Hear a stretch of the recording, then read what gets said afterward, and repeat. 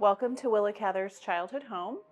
This house was built in 1879 and it was occupied by the Cather family beginning in 1884.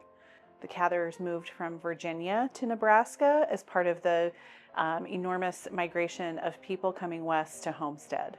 After about a year and a half, Willa's father sold his farm equipment, moved the family into town, and opened a title and insurance office. There's 3 texts by Willa Cather that we talk about when we take guests on tour here in this house.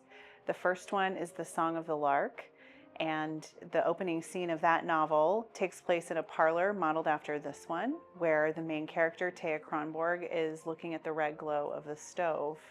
So some of the things in this room, for example, are here because they reference something that was in her book, or they're here because they were actually here when Cather was a child and lived in the house. So for example, there is a shelf, there are chairs in this room, there are books, even a marble top table, framed photographs that really did belong to the Cathers. And then there are items that are here because they're period appropriate or reference a story or novel.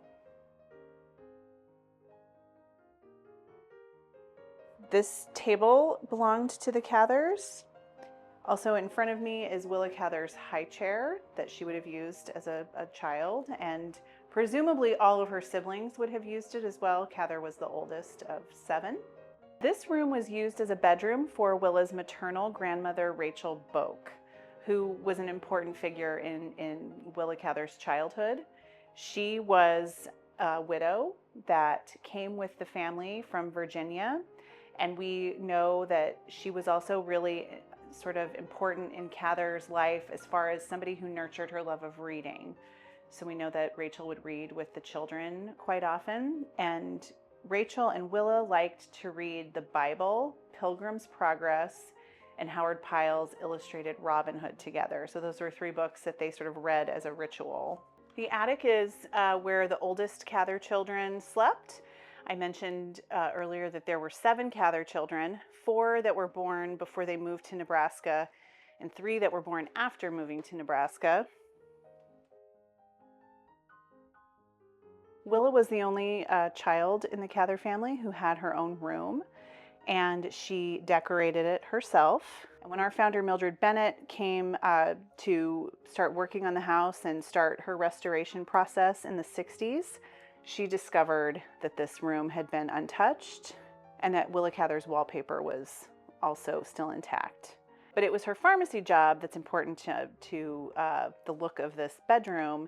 That's where she earned the wallpaper that's hanging in the room from working for Dr. Cook, the local pharmacist. This room is also described in Cather's novel, The Song of the Lark. The main character, Thea Kronborg's childhood bedroom, is modeled after Cather's own room.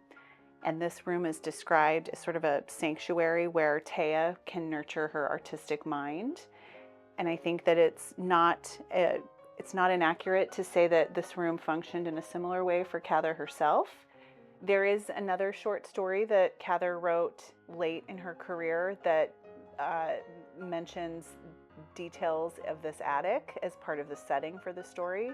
And that's her final short story called The Best Years, where the main character comes home for a visit and she visits her childhood attic. And this slanted chimney is sort of described in that story.